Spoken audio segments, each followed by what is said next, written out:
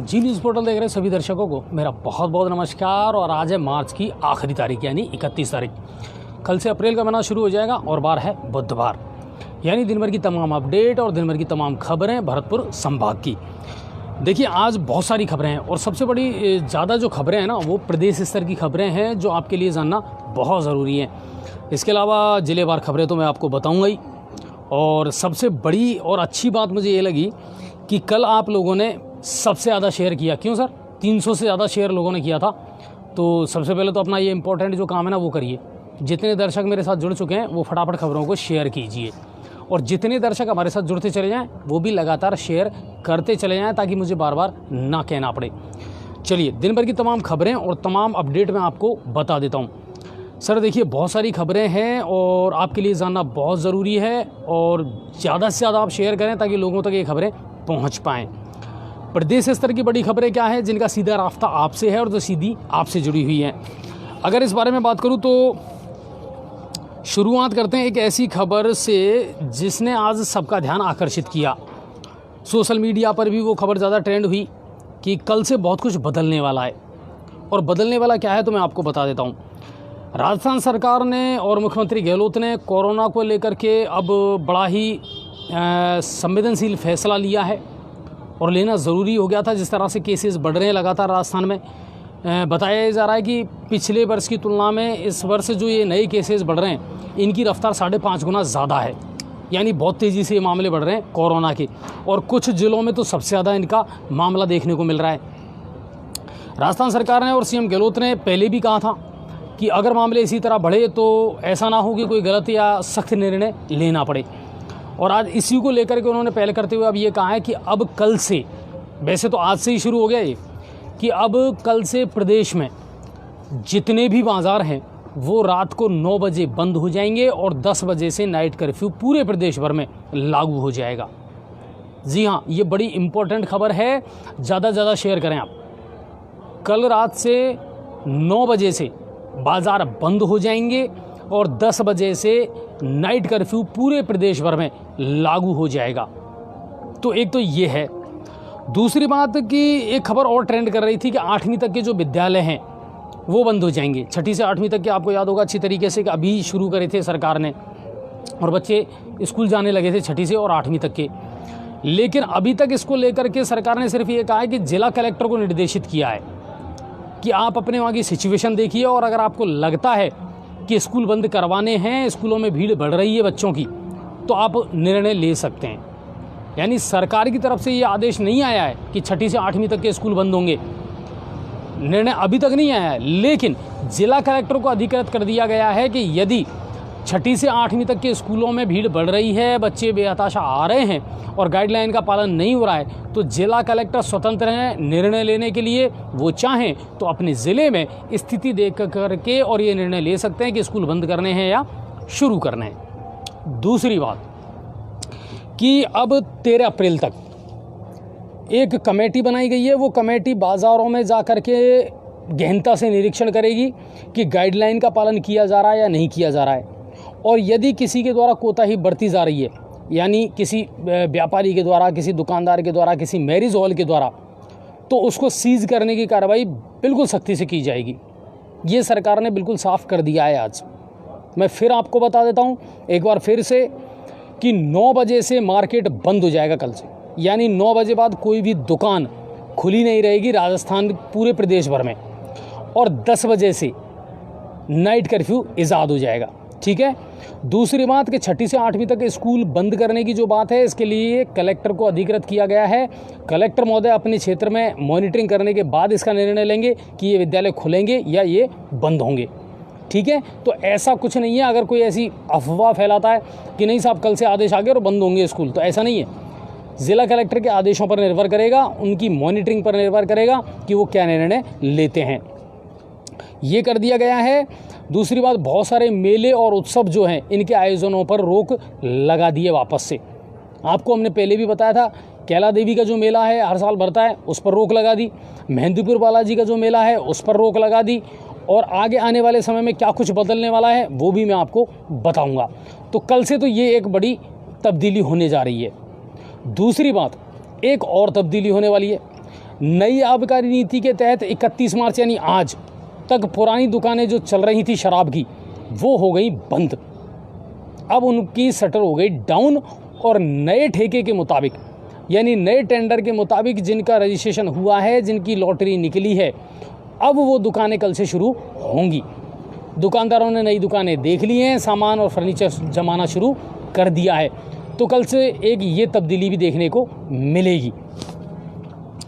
अब चलते हैं प्रदेश की अगली बड़ी खबर की तरफ। राजस्थान रोडवेज में एक मामला बड़ा अटका हुआ था सर, कि बहुत लंबे टाइम से जो सरकारी कर्मचारी राजस्थान रोडवेज में काम कर रहे थे, उनके जो मृत हो जाते थे ड्यूटी पर, जिनकी मृत्यु हो जाती थी, उनके आश्रितों को अनुकंपा नियुक्ति नहीं मिल पा रही थी। ऐसे 492 मामले अलग थे और 38 मामले ऐसे थे जो डिपो से संबंधित थे। इनको लेकर के सीएम गहलोत ने आज प्रस्ताव जो था उस पर हस्ताक्षर कर दिया और उसको मंजूरी दे दी है।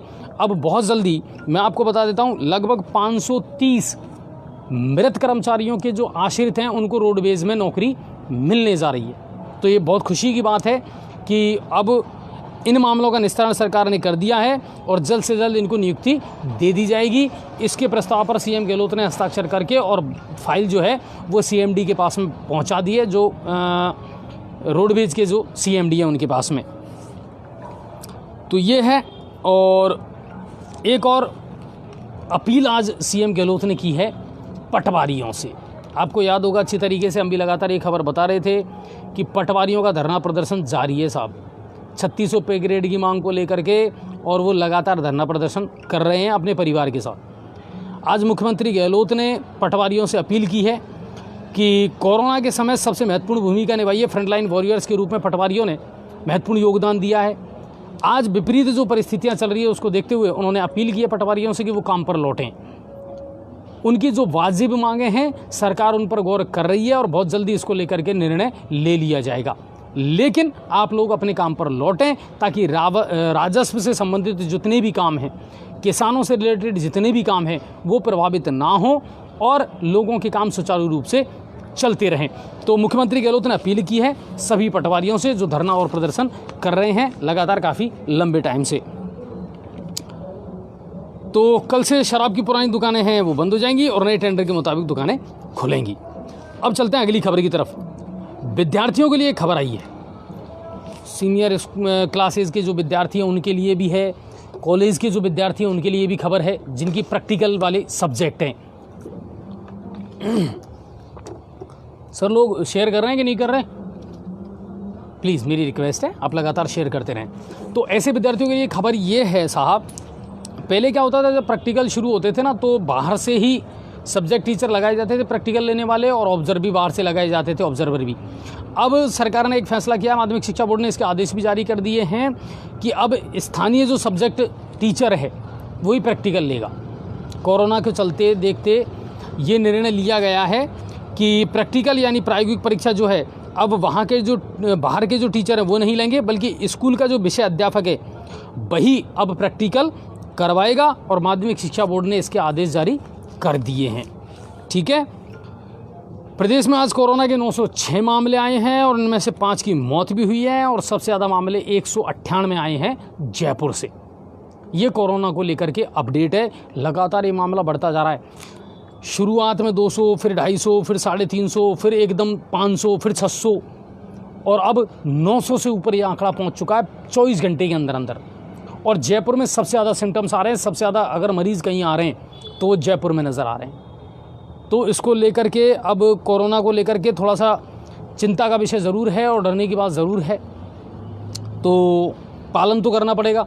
कल 1 अप्रैल से 45 वर्षीय से ज़्यादा जितने भी लोग हैं वैक्सीनेशन को लेकर के या टीकाकरण को लेकर के सरकार अब और सख्त हो गई है, प्रशासन और सख्त हो गया है।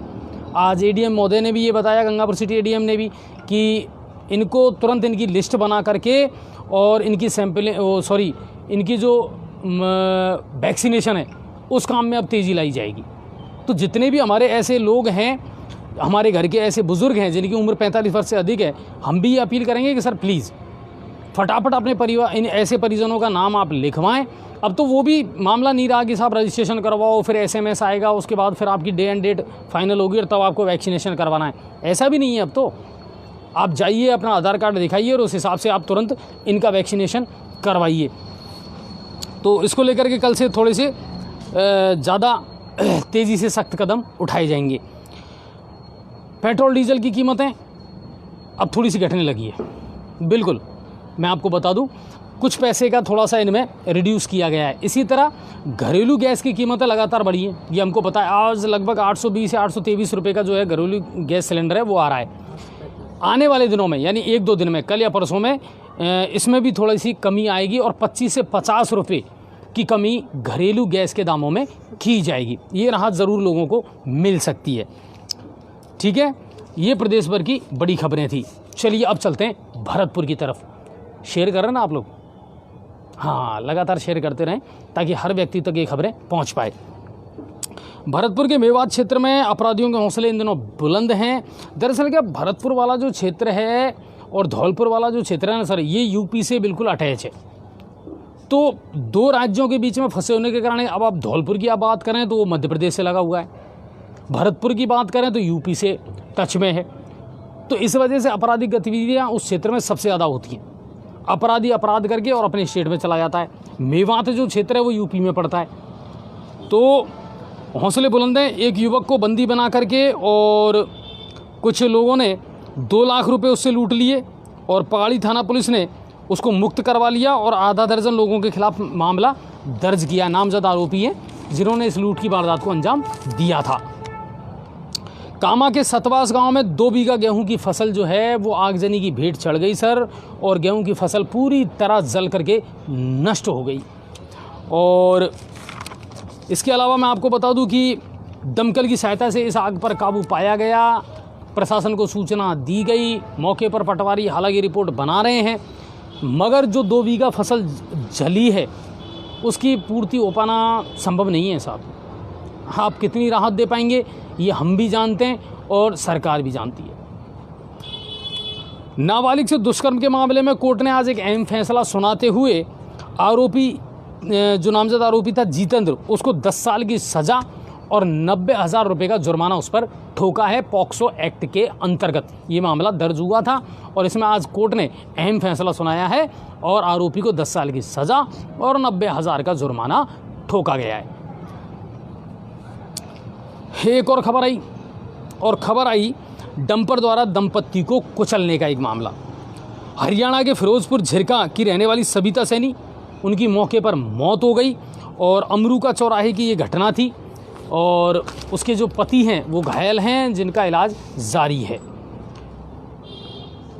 भरतपुर से अगली खबर, कुमेर थाना क्षेत्र के गांव सेत में फायरिंग का एक मामला सामने आया है और इसमें 3 लोग घायल हुए हैं। मौके पर पुलिस ने एक को गिरफ्तार भी कर लिया है और घटनास्थल पर 2 बाइक भी मिली है लावारिस कंडीशन में, जिनको भी जब्त कर लिया गया है। तो फायरिंग के जो मामले हैं ना सर, ये तो आए दिन देखने को मिल रहे हैं।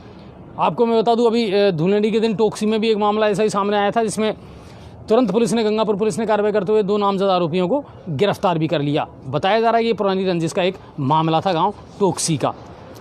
अब चलते हैं धौलपुर की तरफ।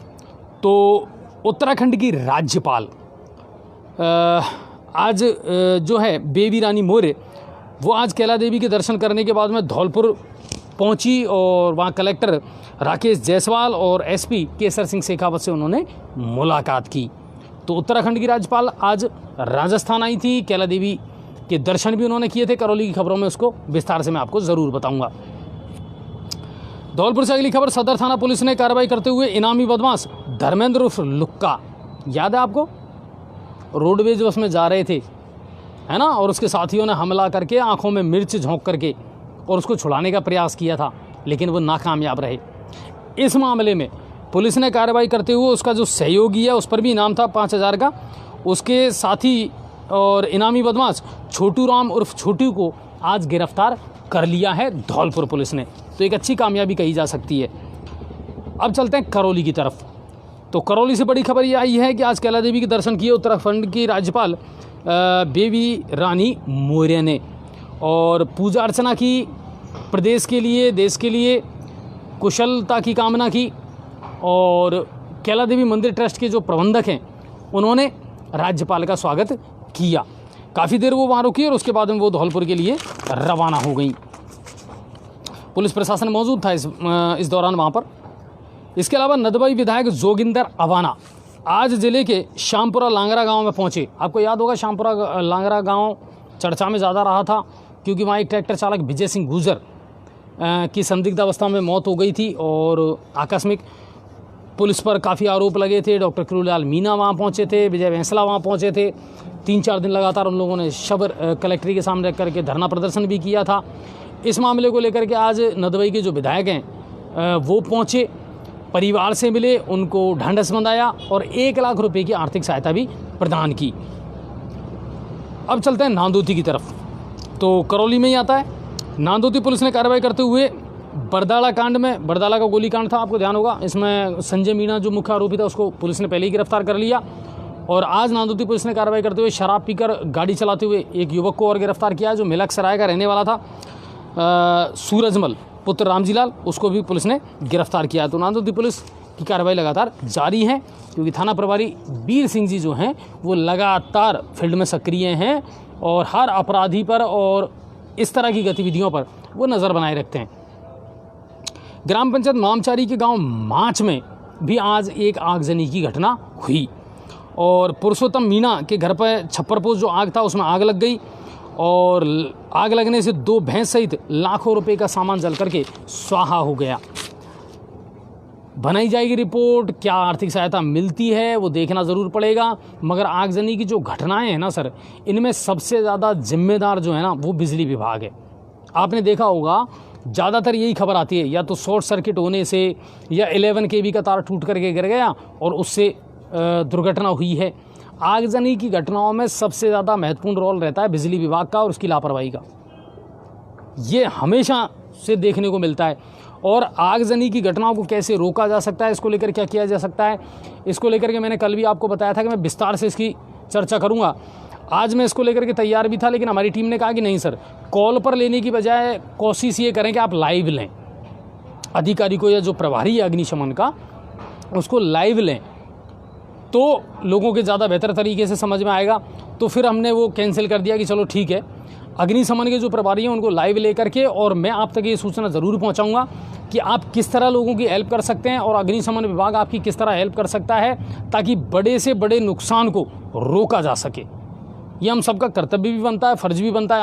आपने देखा होगा गाँव में जब इस तरह की घटनाएँ होती है ना साहब, तो लोग बिल्कुल जी जान से हेल्प करते हैं, मिट्टी पानी डाल करके अपने स्तर पर जिस तरह भी हो सके आग बुझाने का प्रयास किया जाता है। अगर ऐसे में टेक्नोलॉजी का इस्तेमाल हो जाए या प्रशासन की हेल्प मिल जाए तो कुल मिलाकर के है कि बड़ा नुकसान होने से बचाया जा सकता है। तो मैं बिल्कुल आपको दिखाने वाला हूँ इस मामले को। अब चलते हैं सवाई माधोपुर की तरफ। सवाई माधोपुर से सुबह 9-10 बजे हमारे पास में एक बड़ी दुखद घटना सामने आई। मलाना डूंगर स्टेशन के पास में मखौली और बनास नदी के बीच में एक युवक और युवती का शव ट्रैक पर क्षत विक्षिप्त अवस्था में पड़ा हुआ मिला।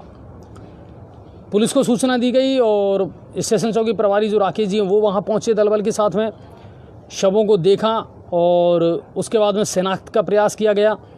जो मृतक थे दंपत्ति कहें या युवक और युवती कहें, वहाँ एक गाड़ी भी खड़ी थी, बाइक जो है, और उनके बैग वगैरह सामान वगैरह थे जिनकी तलाशी ली गई, उनके आधार कार्ड वगैरह मिले और उसके आधार पर उनकी पहचान हुई।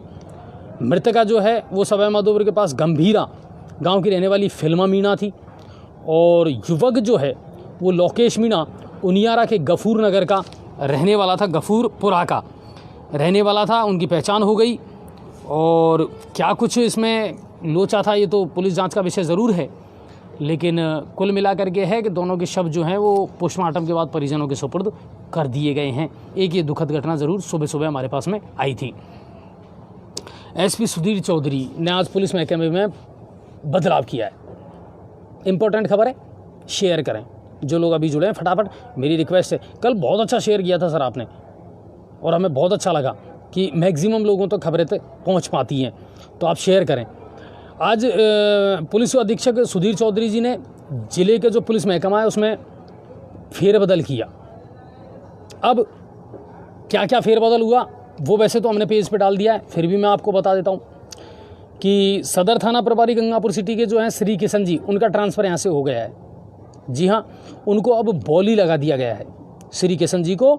और श्री किशन जी की जगह अब सदर थाना गंगापुर सिटी के नए प्रभारी होंगे सवाई माधोपुर कोतवाली थाना प्रभारी राजकुमार मीना, वो होंगे अब सदर थाना प्रभारी। इसी तरह पुलिस चौकी टाउन जो है हमारे कैलाश टाकीज के यहाँ, उसमें अब नए थाना प्रभारी होंगे विनोद कुमार जी, उनको यहाँ लगा दिया गया है। दिग्विजय सिंह जी जो खंडार हैं, अब से पहले खंडार थे, आपको याद होगा दिग्विजय सिंह जी, उनको कौन भूल सकता है। कोरोना के टाइम में गंगापुर सिटी में क्या शानदार उन्होंने काम किया। यहाँ से उनका ट्रांसफ़र माधोपुर हुआ और माधोपुर से फिर उनको खंडार लगा दिया गया था, काफ़ी टाइम से वहाँ अपनी सेवाएं दे रहे थे। अब उनको पुलिस लाइन सवाई माधोपुर लगा दिया गया है और भगवान लाल जी जो हैं वो खंडार के नए थाना प्रभारी अब होंगे। तो ये तब्दीली ज़रूर की गई है पुलिस महकमे में। गंगापुर सिटी की बात करें तो गंगापुर सिटी से कोई बड़ी खबर नहीं है। एक खबर ज़रूर है, शीतला माता का मेला सीढ़ी 8 है, कहते हैं ना अपन, हाँ लपटा वपटा बनाते हैं, मेला भी बढ़ता है, वो रद्द रहेगा साहब। जी हाँ, एसडीएम अनिल चौधरी ने इसके आदेश जारी कर दिए हैं। 2 तारीख को शीतलाष्टमी बता रहे हैं और उस दिन जो मेला भरता है अब वो नहीं भरेगा। और उन्होंने साफ निर्देश दिया महिलाओं को कि कोरोना गाइडलाइन का पालन करते हुए, कोरोना के चलते हुए ये निर्णय लिया गया है, घरों में रह कर के आप शीतलाष्टमी का पूजन करें। मेले और इस तरह के जो आयोजन है इन पर रोक है। तो वो जो मेला भरने वाला था वो रद्द कर दिया गया है। मुद्दों की बात करें तो देखो सर, अमृत योजना वाले जो हैं पहले बढ़िया थोड़ा सा काम उन्होंने तेज़ी से किया था, लेकिन लगभग 23 तारीख से काम बंद है अमृत योजना का। और उसका कारण ये है कि जितने भी लेबर हैं, कर्मचारी हैं अमृत योजना के, वो सब अपने अपने घर चले गए थे होली मनाने, तो ये काम बंद पड़ा है। लेकिन उनके पीछे से एक काम ज़रूर हो रहा है कि लीकेज, कई जगह बेहताशा पानी व्यर्थ बह रहा है सर। उम्मीद ये करते हैं कि वो लोग कल तक आ जाएंगे, अपना काम संभालेंगे, तो ये जो लीकेज वाली समस्या है और व्यर्थ पानी बहने की समस्या है ना सर, इस पर पार पाई जाएगी। बहुत सारी कॉलोनियाँ ऐसी हैं सर जिनमें पीने का पानी साफ़ नहीं आ रहा है, अभी भी प्रेशर उतना नहीं आ रहा जितना आना चाहिए। 15 से 20 मिनट पानी की सप्लाई हो रही है। धीरे धीरे इन व्यवस्थाओं में सुधार होगा, ऐसी हम उम्मीद ज़रूर कर रहे हैं। कल वो लोग आ जाएंगे तो अपना काम सुचारू रूप से वो शुरू कर पाएंगे, ये हमको उम्मीद है। इसके अलावा और कोई बड़ा मुद्दा नहीं है। गर्मी शानदार है सर, तापमान में वाकई में बढ़ोतरी हुई है। और एक चीज़ और मैं बता दूं जाते जाते, अब आपको एक मैसेज और देना चाहूँगा। गर्मियाँ बिल्कुल शुरू हो चुकी हैं। फ्रिज के पानी का इस्तेमाल करने की बजाय सबसे अच्छा होगा कि कुम्हार जो दिन रात मेहनत करके और मटकों का निर्माण कर रहा है ना सर, उसे ज़रूर आप पैसे दे करके और वहाँ से एक शानदार बढ़िया सा मटका ख़रीदें और उसमें पानी भरें और उस ठंडे और नेचुरल पानी का आप इस्तेमाल करें तो ज़्यादा बेहतर होगा, ताकि उनकी रोजी रोटी भी चलती रहे और आपका स्वास्थ्य भी अच्छा रहे। जब नए कोरे मटके को हम यूज़ में करते हैं ना सर, तो उसमें से माटी की जो सौंधी खुशबू आती है वो यकीनन बहुत अच्छी लगती है।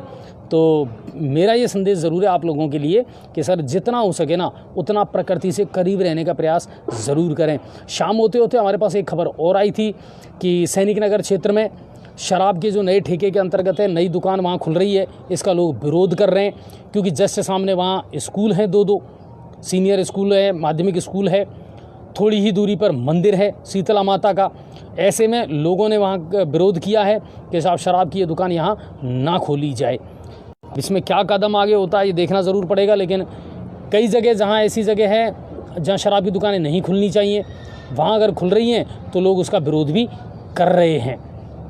अब इस पर क्या कार्रवाई विभाग करेगा ये तो भविष्य के घर में है, लेकिन उम्मीद यही करते हैं कि हरी बीमारी जितनी भी है ना सब, उनसे ईश्वर आपको बचाए। अपना और अपने परिवार का बिल्कुल आप ख्याल रखें। खबरों को ज़्यादा से ज़्यादा शेयर करें। ग्रामीण क्षेत्र से जितनी खबरें आती हैं उनको लगाने का हम प्रयास ज़रूर करते हैं सर। और राजेंद्र जी ने बाटौदा से जो हमारे संवाददाता हैं उन्होंने भी खबरें भेजी हैं कि अब ज़्यादातर ग्राम पंचायतों में पीने के पानी की समस्या जो है ना वो विकराल रूप लेती जा रही है। इस बार मैं आपको बता दूं, हमारा मुख्य बिंदु जो आपनी बात होगा ना रविवार को, वो यही होगा कौन कौन सी ऐसी ग्राम पंचायतें हैं जिनमें पीने के पानी की सबसे ज़्यादा किल्लत है और क्या उसका निस्तारण हो सकता है। तो राजेंद्र जी जो ज़रूर इस वक्त खबर देख रहे होंगे, मेरी आपसे निवेदन है राजेंद्र जी, आज बुधवार है, आपके पास 2-3 दिन का टाइम और है, गुरुवार, शुक्रवार और शनिवार। इन 3 दिनों में आप ऐसे गाँवों की, ऐसी ग्राम पंचायतों की सूची ज़रूर बनाएँ जहाँ पर पीने के पानी की सबसे ज़्यादा समस्या है। हो सके तो उनके सरपंचों से बात ज़रूर करें कि साहब इसका निस्तारण क्यों नहीं हो सकता, या आप क्या प्रयास कर रहे हैं। क्योंकि गर्मी बेहताशा बढ़ रही है। हालांकि राजस्थान सरकार का ये कहना है कि अतिरिक्त बजट जारी कर दिया है और जहाँ कहीं भी पीने के पानी की समस्या है तो आप हेल्पलाइन नंबर जो जारी किए हैं उस पर कॉल करके उस समस्या को लिखा सकते हैं, बता सकते हैं, ताकि वहाँ पीने के पानी की समस्या का समाधान किया जा सके। बिजली और पानी मूलभूत आवश्यकताएं हैं और समस्या ये है साहब कि गर्मी आते ही इन दोनों ही समस्याओं से लोगों को जूझना पड़ता है। हमारी एक आदत है सर कि हम जब बरसात आती है ना तब जा कर के अपने घर की छतों को तलाश करते हैं, बाकी उससे पहले नहीं करते। काश हम पहले ही मेंटेनेंस कर लें इन चीज़ों का तो ये समस्याएं ना बढ़े और सीज़न में लोगों को इनकी समस्याओं का सामना ना करना पड़े। पानी की समस्या तो हो ही रही है, बिजली की कटौती भी अब गंगापुर सिटी में तेज़ी से बढ़ती जा रही है सर। अघोषित कटौती जो है वो बढ़ती जा रही है। जब सवाल करते हैं अधिकारियों से तो कहना ही क्या, मैंने आपको बताया था ना पहले कि यहाँ के एक जयन साहब हैं, उनका जवाब ही बड़ा अजीब व गरीब था साहब कि जिस तरह आप बिल देते हैं उसी तरह हम लाइट देते हैं। तो ये नहीं चलेगा साहब, लोग तो बिल दे रहे हैं, चाहे कैसे भी कर्जा करके आपको बिल दे रहे हैं, मगर दे तो रहे हैं साहब, तो आपको लाइट देनी पड़ेगी जो कर्जा करके आप ले रहे हैं। और आप कहीं ना कहीं ये दावा करते हैं राजस्थान सरकार के साथ बिजली के मामले में हम आत्मनिर्भर हैं, तो ये जो खबरें हैं ना ये तो कहीं ना कहीं ठेंगा बता रही हैं सर इन चीज़ों को कि हम कभी भी आत्मनिर्भर नहीं हुए। बिजली की समस्या बनी हुई है, पानी की समस्या बनी हुई है और बहुत सारे स्कूल ऐसे हैं सर जिनके बारे में हमारे पास थोड़ी सी शिकायतें आ रही हैं, फ़ीस को लेकर के भी, और छोटे बच्चों के जो स्कूल हैं उनको खुलने को लेकर के भी। तो मैंने अपने जो पत्रकार हैं उनसे कहा कि आप सरसरी तौर पर इस पर निगाह रखें और कोशिश ये करें कि अगर ऐसा कोई मामला सामने आता है तो तुरंत बताएं ताकि ऐसे स्कूलों के खिलाफ कार्रवाई हो, क्योंकि बढ़ते कोरोना के संक्रमण को देखते हुए हमें हमारे बच्चों की सुरक्षा करना भी बहुत ज़रूरी है सर। ठीक है, तो मटके के पानी का इस्तेमाल करें, स्वस्थ रहें, अपना ख्याल रखें, अपने परिवार का ख्याल रखें और जितना हो सके लोगों की सहायता करने का प्रयास ज़रूर करें। आप सभी का बहुत बहुत धन्यवाद और ज़्यादा से ज़्यादा शेयर ज़रूर करना सर खबरों को। जय हिंद और जय भारत।